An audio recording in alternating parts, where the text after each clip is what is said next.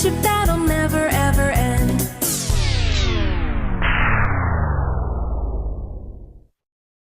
Run!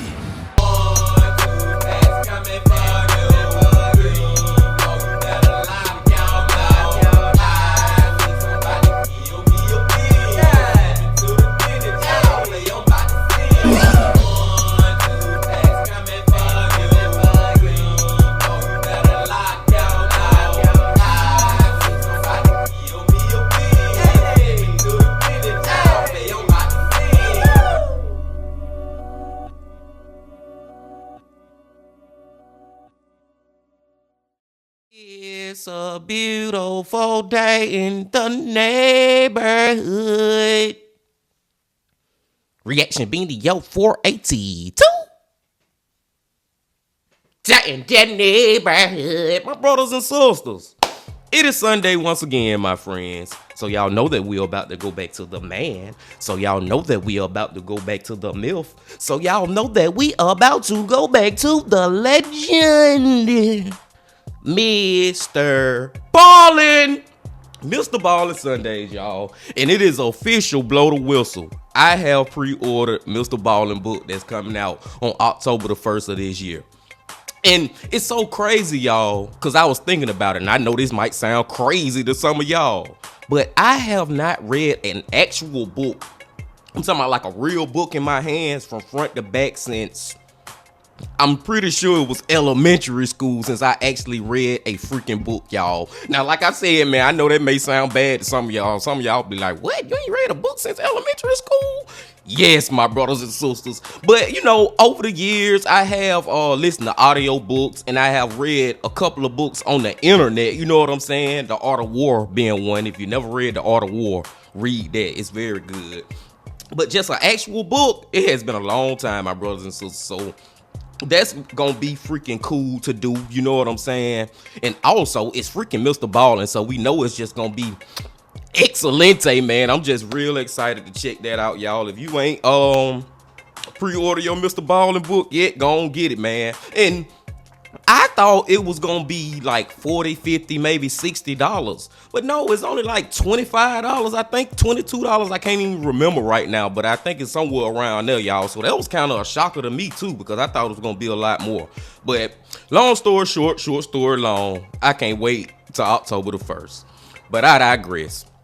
The title of this video is House Hunters Find Deadly Escape Room. Ain't no telling, man. I don't even know what to make of the title, y'all. All I know is it's gonna be freaking crazy, and I'm ready to get into it. But before we get into it, my brothers and sisters, y'all know what y'all got to do. Get whatever you may need. Get what you need, please. Another MrBallen Sunday. Y'all got what y'all need. Y'all ready to go?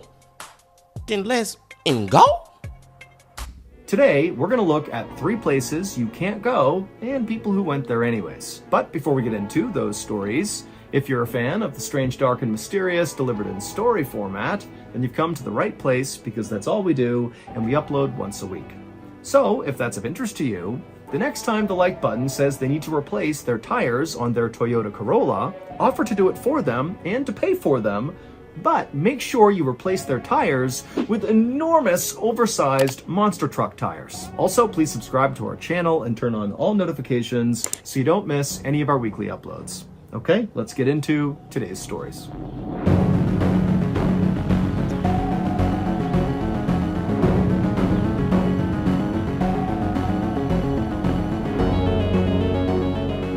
Balling. On the evening of March 22nd, 1994, a 40-year-old, very experienced airline pilot named Andrei Danilov walked into the cockpit of a huge airplane that he was about to fly out of Moscow. Once he was in the cockpit, he said hello to the 2 other pilots he'd be flying with that night, and then Andrei took a seat in the captain's chair. Now, this flight tonight was going to be a very routine 13-hour trip to Hong Kong, something Andrei and these other 2 pilots had done many times before. But this night, Andrei was totally dreading this trip because one of the pilots he'd be flying with that night was a guy that Andrei just could not stand. His name was Yaroslav Kudrinsky, and he was going to be the relief pilot that night. So Andrei is the captain and the primary pilot. He has a co-pilot or first officer who sits right next to him, and then behind those two would be Yaroslav, the relief pilot, who basically is just there in case the captain or first officer needed a break. And so basically, Andrei was going to be forced to interact with Yaroslav all night long. And so this just sounds like a recipe for freaking disaster, man. These dudes don't like each other and they gotta cooperate in order to fly this freaking plane. It just already sounds bad. As passengers made their way onto the plane, and as Andrei went through his pre-check procedures to get ready for this flight, Yaroslav just started yapping away about how amazing he was and what a great dad he was because he brought his kids on this flight. You know, they hadn't done a big international flight before, and so he was letting them fly with him that night. And then also, Yaroslav began talking about this big surprise he had for his kids that was really going to show what an incredible father he really was. Now, Andrei and the first officer were listening to Yaroslav, but they were basically just completely ignoring him. They're not responding to him, they're not feeding into what he's saying, but Yaroslav didn't care. He just kept on rambling on and on and on about how amazing he was. And so finally, Andrei got clearance to take off. And so even though Yaroslav was totally annoying him, he was able to take off, and they went up to their cruising altitude, and they began making their way towards Hong Kong. And the whole time, you know, Yaroslav's just going on and on and on.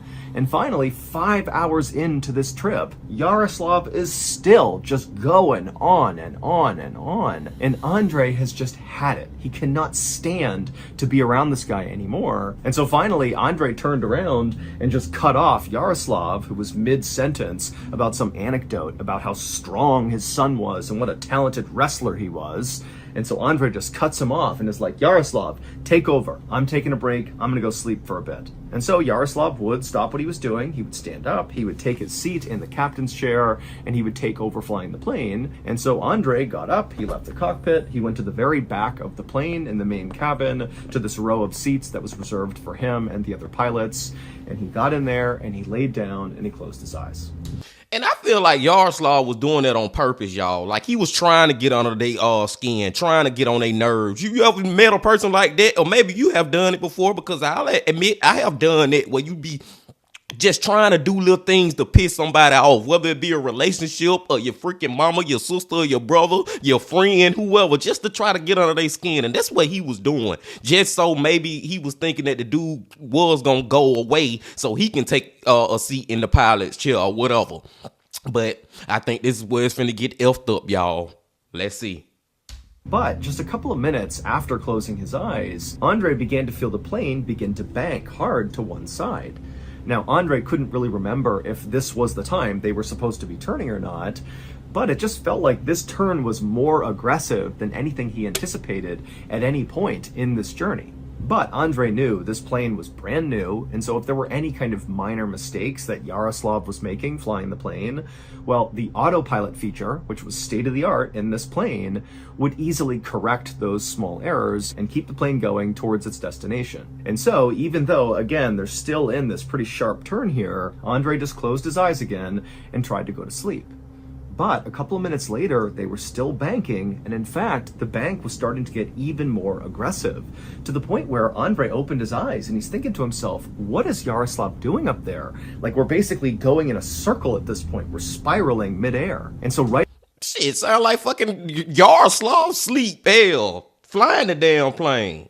as Andrei was about to get up and go see what the heck was going on, the plane began to shake really violently, and suddenly Andrei realized, oh my goodness, the plane could be stalling right now. There could be a real issue in the cockpit, and this is not some minor error. And so as passengers on the plane are starting to sense that something could be wrong here, I mean, the plane is like hard to the side and shaking, so people are starting to scream and cry, people are nervous. And so Andrei, he begins to stand up to go to the cockpit, when suddenly the plane goes from just shaking and banking to basically rolling completely on its side. So all the windows are now on the ground and everybody's on their side. Andrei knew he could not go to the cockpit. There was no way to do that. And so all he could do was just hold on to his seat and pray they got out of this. And then just as quickly, I'm gonna call this may be crazy, y'all, but this Mr. Ballen, so y'all know I talk crazy when we watching Mr. Ballen, trying to come up with what's going on. I'm going to just throw this out there. What if Yaroslav is doing this as a trick, as a way to be like, look, man, did you see the cool thing I did? Because he is an arrogant, full of himself type of person that, did y'all see how I flew the plane sideways and flipped it upside down and all that? I'm the greatest guy ever. Give me my props. You know what I'm saying? It could be that. I don't know. I'm just throwing it out there. Let's see. As all this started, it stopped. The plane kind of went back to level, it stopped shaking, and then Andre heard the sound of the twin engines out on the wings roar as if the plane was kind of getting back up to speed, and for a second, it seemed like everything was okay. And so Andre, sensing that this was his chance to get back to the cockpit and frankly just reassume command, because whatever was going on in there, it was not okay. And so Andre, he got up and began running down the aisle to get to the cockpit. But right as he was about to grab the door, the plane suddenly tilted upward and they began rocketing up into the sky, so strong that Andre was pinned to the carpet. And so for a couple of seconds, Andre couldn't do anything, but then he began to hear the sound of the actual frame of the plane beginning to crack from all the pressure of accelerating so quickly up into the sky. And so with all of his strength, Andre reached up, he's on his hands and knees, and he grabs the door handle to the cockpit and he opens it up, and the second he looks into the cockpit, he would have known exactly what was wrong. It would turn out Yaroslav's big surprise for his kids, that he promised Andre and the first officer would demonstrate what an amazing father he was that he was going to let his kids fly the plane, just for a second. But these are untrained children that have no idea how to fly a plane. And so when Andre got up and went to go take a nap and Yaroslav took over, well, Yaroslav called up his kids who were in the main cabin, a teenage son and daughter, and they went into the cockpit and they sat down in the captain's chair and they began to fly the plane. And this is more ridiculous than what the freak I said, my brothers and sisters. I said it was him doing tricks with the plane. This man got his freaking little boy and little girl freaking doing the tricks with the plane like they playing freaking Super Nintendo or something. This shit bringing tears to my eyes. What the fuck? Mr. Ballen just come up with the most crazy, ridiculous. Where the freak do you get these stories from, Mr. Ballen? And one thing that I was kind of right on, y'all, is when I was talking about how Yaroslav was doing that to get under their skin so he could get into the freaking pilot seat or whatever. But damn, I ain't know you was doing it so you can get under their skin so he can go back there and you can bring your freaking kids up to fly the freaking plane. Wow, my brothers and sisters. Just wow. Let's go. And the daughter took the seat first in the captain's chair, and she was very careful not to touch any of the controls, even though Yaroslav was kind of encouraging her, to take the wheel and really see what it feels like. But she was nervous, and so she really didn't touch anything. But then Yaroslav's son, when he sat down in the captain's chair, he did grab the controls, and he pulled on the wheel hard enough that he somehow disengaged the autopilot feature. And nobody noticed. And so as Yaroslav's son is yanking forward and backwards on the yoke, so the steering wheel of the plane began going in all these crazy directions because there was no autopilot to stop it. And by the time he had figured out what was wrong, it was too late because the plane had entered into an unrecoverable stall and it crashed into the foothills of Siberia, killing all 75 people on board. Oh my fucking God. Thank you to BetterHelp for Oh my fucking God, Bean Team. I did not see that coming. I thought when what his name was, Andre, the guy who got back finally into the cockpit, I thought he was gonna be able to get the damn kids out the way and take back control of the plane and get it back leveled, man. I didn't think that they was gonna freaking die from this. Everybody died. How the fuck could Yaroslav do some shit like that? How could he put so many people's life in danger to freaking let his kid fly a plane? It just sounded like the most craziest stuff I ever freaking heard in my life, my brothers and sisters. And I did not see that them. I can't even say it. I didn't see the freaking plane was gonna crash. I thought they were still gonna live happily ever after getting to their destination. And I think Tokyo, or was they flying to Moscow? Way was flying one goddamn way. Goddamn, my brothers and sisters. The first one has just fucked me up, and we still got 2 more to go. So let's go. And I got to get by the commercials too. Hold on. Do I? I don't know. Let's check it out real quick. Sponsoring today's video. Back in 2018, I was very depressed.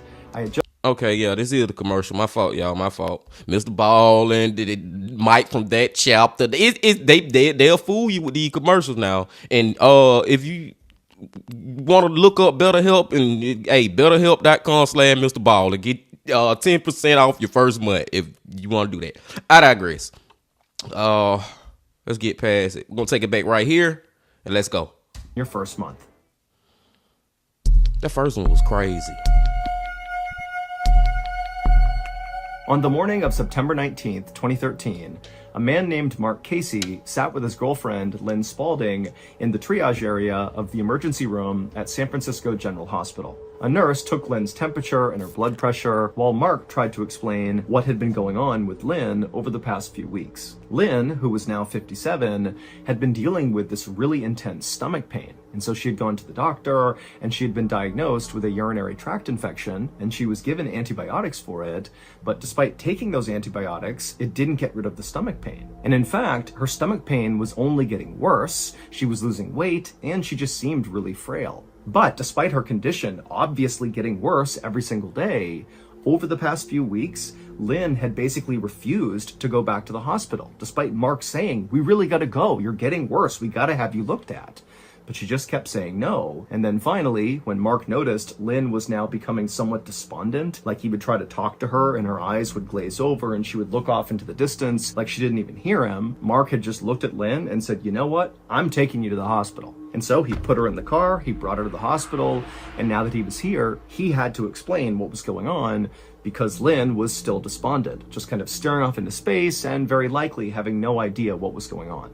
And so after Mark gave I think this may be more than a urinary tract infection. I'm just gonna go and put that out there.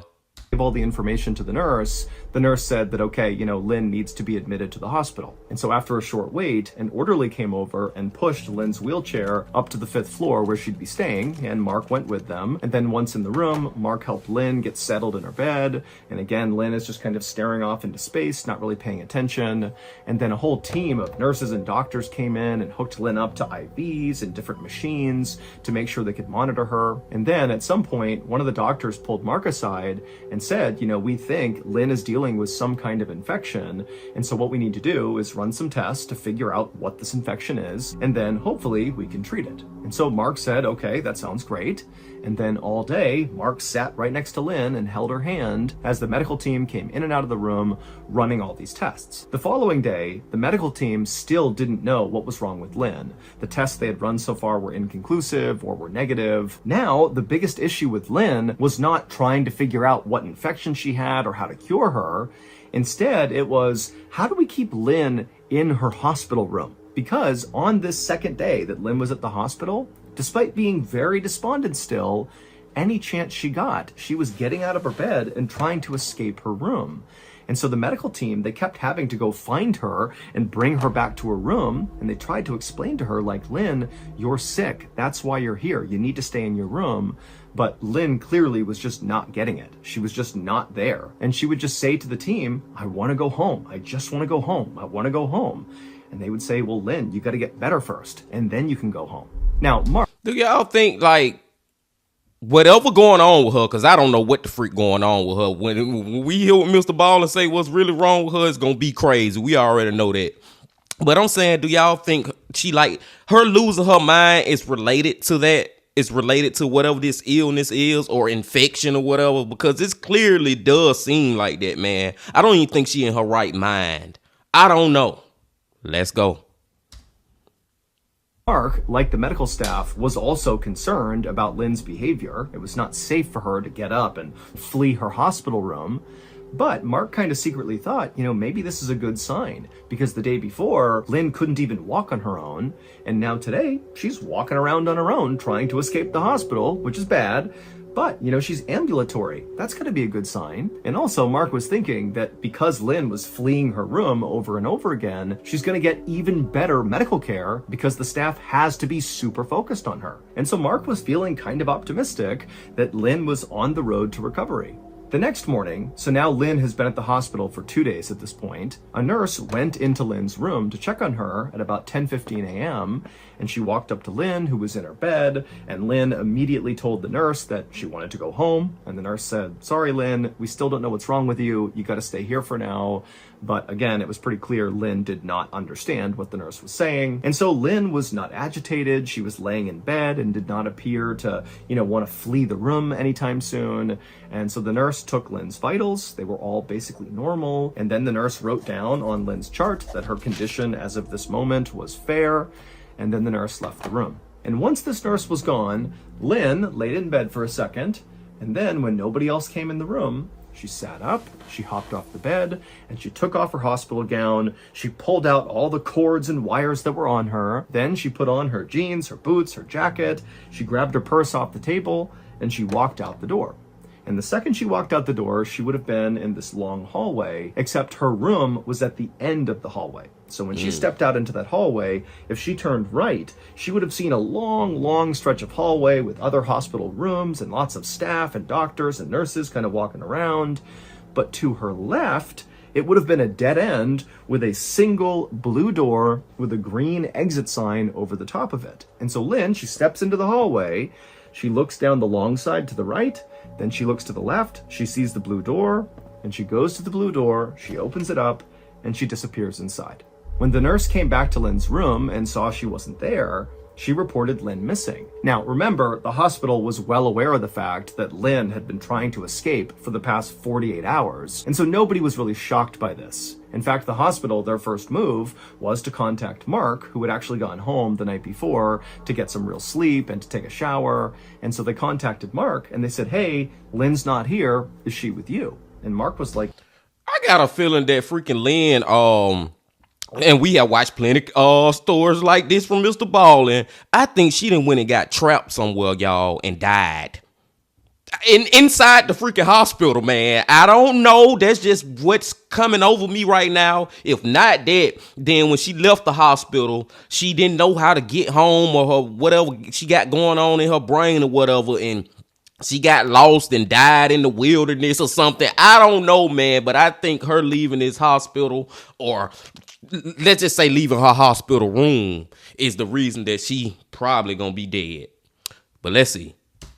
"No, I'm home. She's not here. I have not seen her. I haven't talked to her. I have no idea where she is." And so the hospital at this point began this huge search in their building, just checking the entire property for Lynn, but there was no trace of her. And so the police were contacted and they launched a search both of the hospital grounds and also of the surrounding areas, and they too could not find a trace of Lynn. It was like Lynn just vanished into thin air. That is, until October 8th, 2013, so 17 days after Lynn had strolled through that blue exit door. On that day, October 8th, a hospital maintenance worker was walking down the long hallway in the hospital, not on the 5th floor where Lynn was staying, but one floor below, so on the 4th floor. And he's walking down this long hallway in the direction of the dead end side, so the same side that Lynn was on where her room was, but again, one floor above.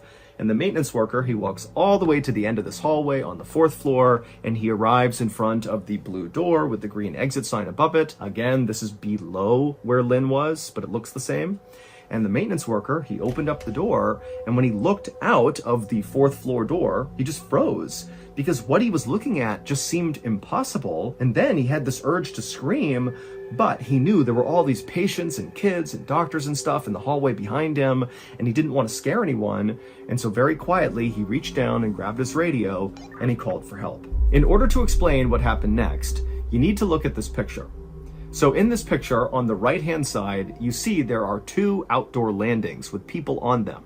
The one on top is the 5th floor landing, and the one below it, with a single person on it, is the 4th floor landing. And to get onto these outdoor landings, you have to walk through those blue exit doors at the end of those hallways. These blue doors are emergency exits. And so when you go out these blue doors, once they shut, they lock automatically.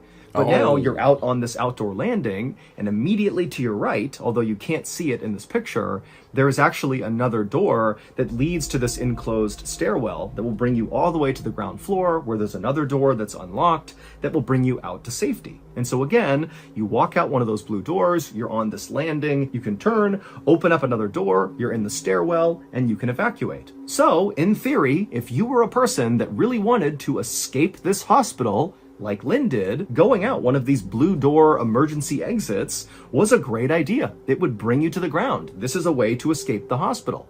But remember, Lynn was totally confused. Mentally, she was just not there because of whatever illness was affecting her. And so when she walked out that door, she arrived on the 5th floor landing and the door shut behind her and it locked. And the theory is, as soon as Lynn got out there, maybe she had some second thoughts and wanted to go back into the hospital. And so she turned and she grabbed that door and tried to open it back up again, but because it locks automatically, it wouldn't open. And so Lynn did have the wherewithal to turn and see this other door that led to this enclosed stairwell, the emergency stairwell that did go to the ground floor. She could absolutely go all the way down and escape. She could do that. She went into the stairwell and she went down one floor to the 4th floor landing. And when she got there, she left the stairwell and she went to that door that would lead back into the hospital on the 4th floor. And she tried it, but of course it was locked. And then again, instead of her just going back into the stairwell and going down and escaping to safety, she, for some reason, just stayed on the 4th floor landing. Again, you gotta remember that she's not all there mentally, and so she was confused, and she just stayed there on the landing, basically waiting to be rescued. But despite these huge searches of the hospital property by hospital staff and by the police, for some reason, this area, this landing on the 4th floor, was never checked. And so nobody found her. That is until October 4th. So at this point, Lynn has been outside for 13 days on this landing.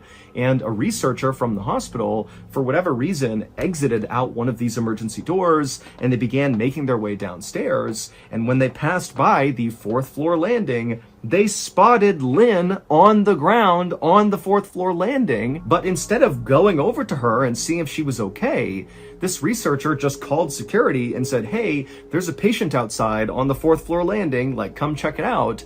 And then instead of waiting for security, the researcher just left, leaving Lynn alone. And security at the hospital, who said they were going to go check, they didn't. And so, okay, this damn hospital need to be sued, man. But this is just so crazy, y'all. And I kind of called this one too. Hey, give me a little props on this one, because I was like, she probably stuck. I said stuck inside the hospital. She wasn't really technically stuck, but in her mind, she was stuck. Like, I don't understand, but she went there mentally, so I'm not even blaming her or nothing, but she had an opportunity to literally get out, but for some reason, she just stayed there. But the freaking hospital staff, it's crazy that they did this thorough, I gotta put that in quotation, search of the freaking hospital, but they never checked this part of it. And it's crazy about this freaking person who seen her and then told the security officer and the security people never showed up. Somebody need to be held responsible for this lady death, in my opinion. I don't know, though. What y'all think? Let's go. 4 more days would go by with still nobody officially finding Lynn. And then finally, on October 8th, the hospital maintenance worker opened up the blue door on the 4th floor, and he saw the 4th floor landing, that exterior landing, and he saw Lynn, and he knew she was dead. Officials were never able to determine when Lynn died, so it's not clear how long she was alive out on that landing. But it is possible she could have been alive when that researcher found her, but obviously help didn't come in time. Ultimately, Lynn's family would sue the city and the hospital, and they would be awarded $3 million. Damn! Them $3 million will never bring her back, though, man. But I feel like they right in suing for that one, man. I feel like they deserve that $3 million, for real. And like I said, y'all, and Mr. Ballen right, but as far as like, was she even alive or dead at that point when the first dude who seen her that reported her, but it didn't really follow up on it, and the security people never came and checked up on it? You know what I'm saying? Was she alive or dead at that point? Who knows, man? But that still was just terrible by them. Another crazy one, y'all. Another crazy one. And let's get into the last one.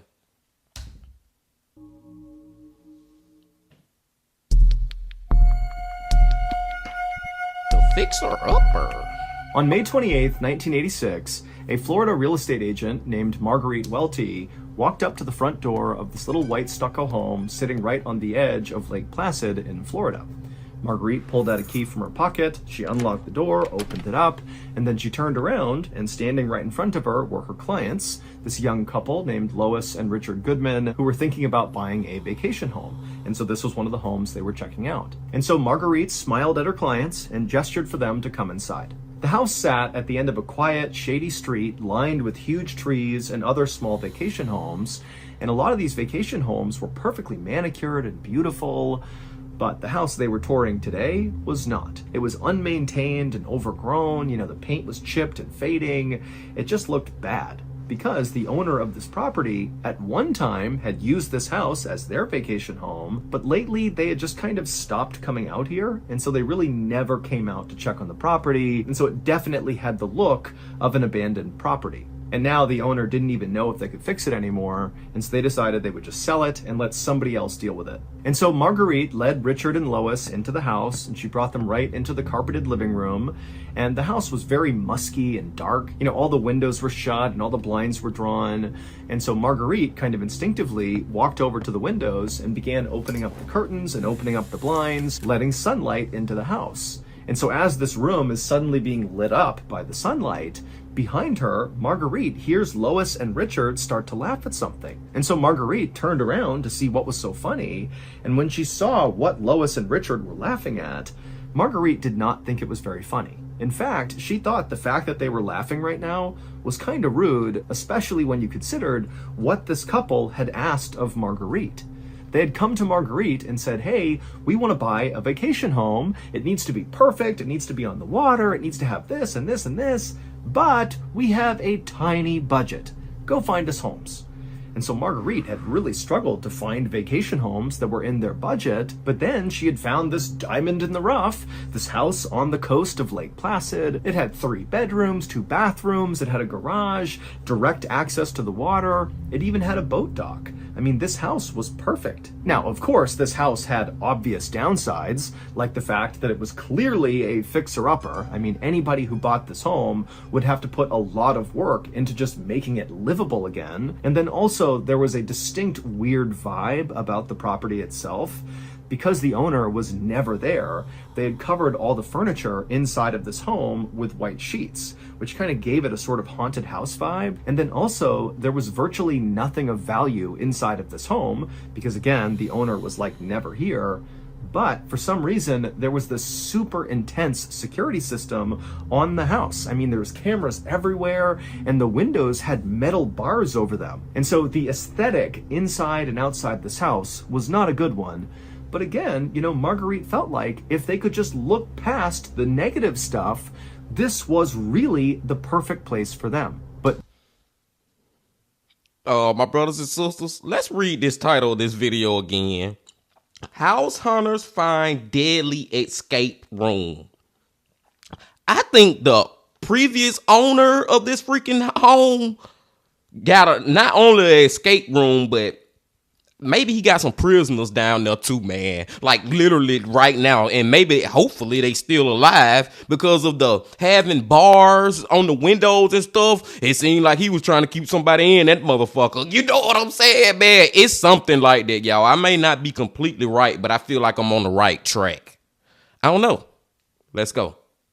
now, here Marguerite's clients were, laughing away at the kind of goofy interior of this home.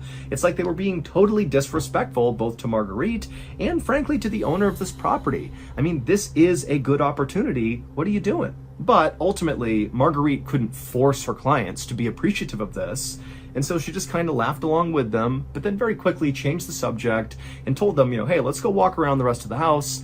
Make sure you see the whole place before you pass judgment. But Marguerite only had to lead Richard and Lois around the house for a couple more minutes to figure out they definitely were not in the market for this house. They could not look past the bizarre, kind of spooky almost atmosphere inside the house and how run down it was.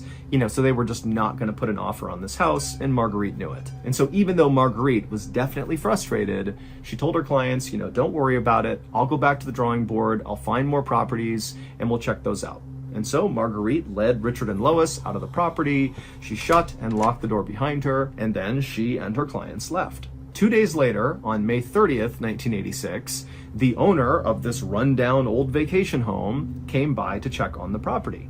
Basically, because they were trying to sell it, they just wanted to go up and make sure there were no obviously bad things about the property. They knew it was in rough shape, but they're just doing a sanity check. And so they get to this property, they open up the door, and they step inside, and right away, the owner is hit with this horrible smell. Now, the owner knew it normally did not smell great inside this home, but this smell he was smelling now was just so bad. It was so pungent, he knew it was not normal. And so the owner began walking around the house trying to figure out where the smell was coming from, and at some point he found himself in the living room, and his eyes happened to land on the thing that Richard and Lois Goodman had been laughing at 2 days earlier. Except when the owner saw this thing, he didn't think it was funny at all. In fact, what he did is he instantly turned around, ran out of the house, grabbed a phone, and called 911.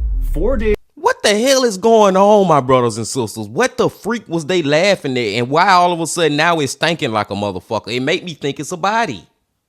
Let's go. Days earlier, on May 26th, a 28-year-old man named Thomas Lopez Ruiz, who was living in this makeshift campsite down by the water near Lake Placid, he decided to leave his campsite and go into town to try to earn some money. Thomas did not have a steady job. Instead, he did odd jobs in town whenever he could to earn a few bucks.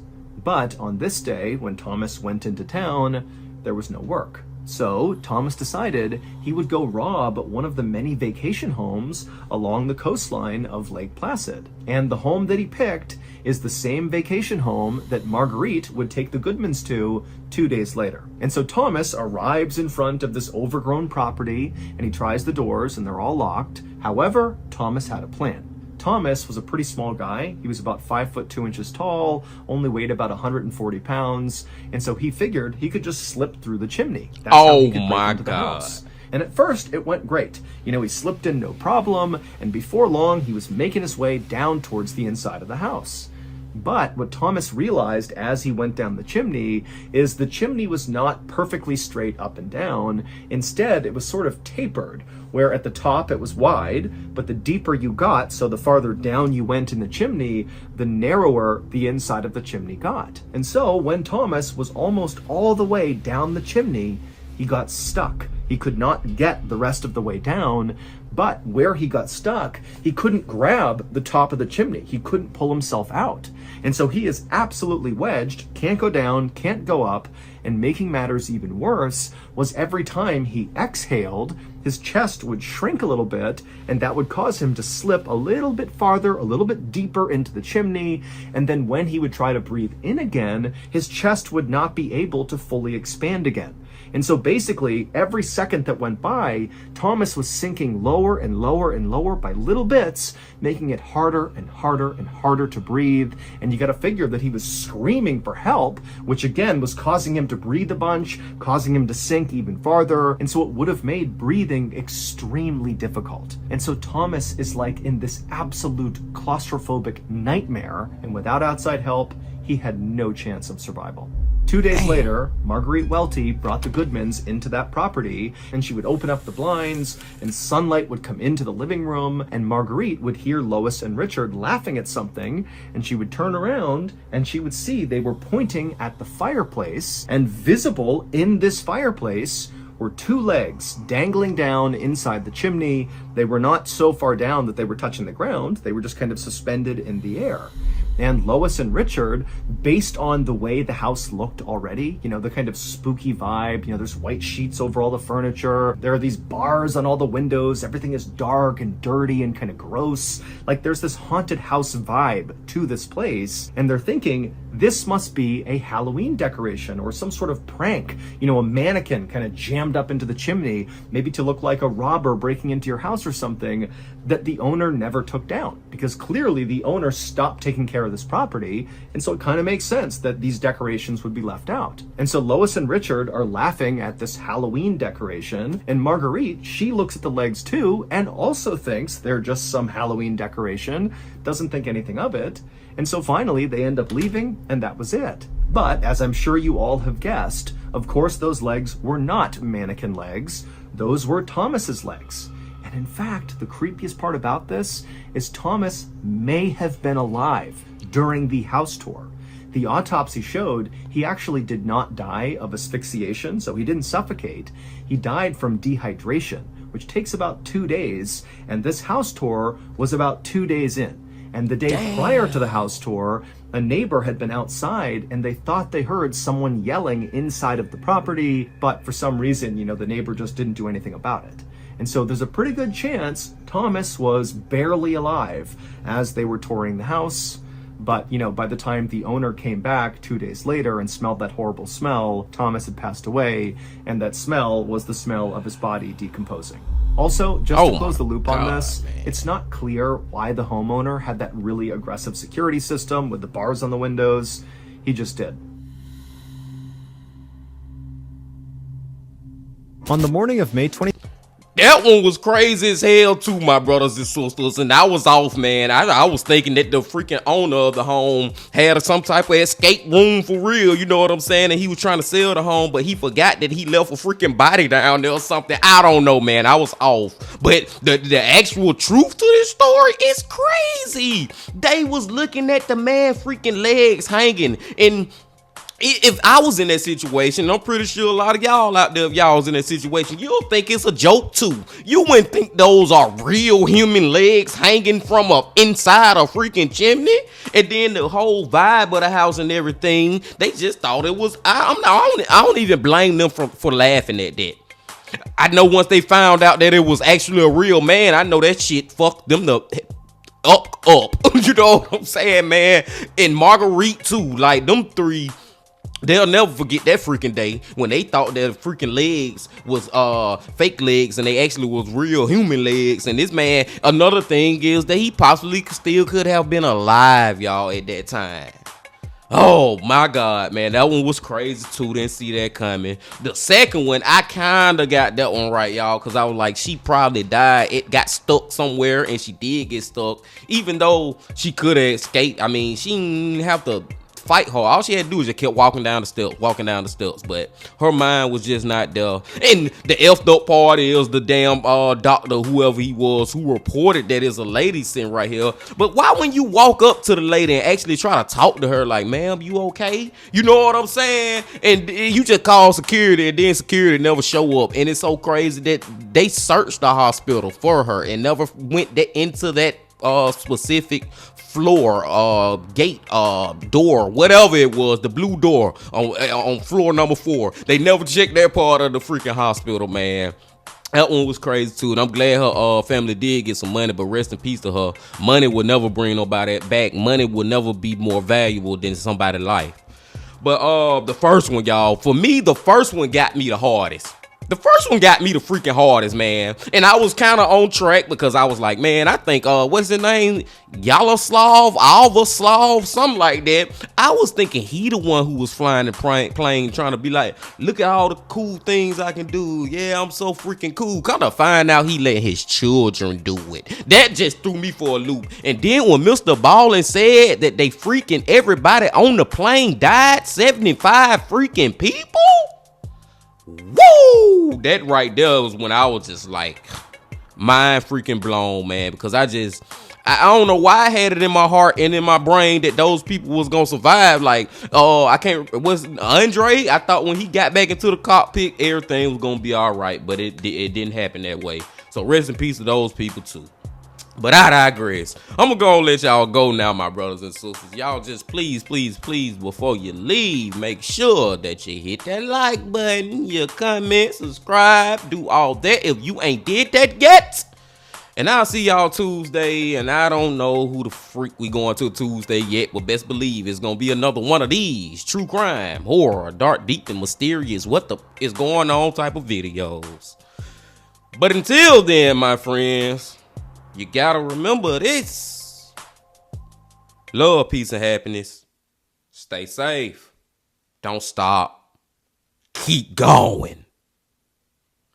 Yeah.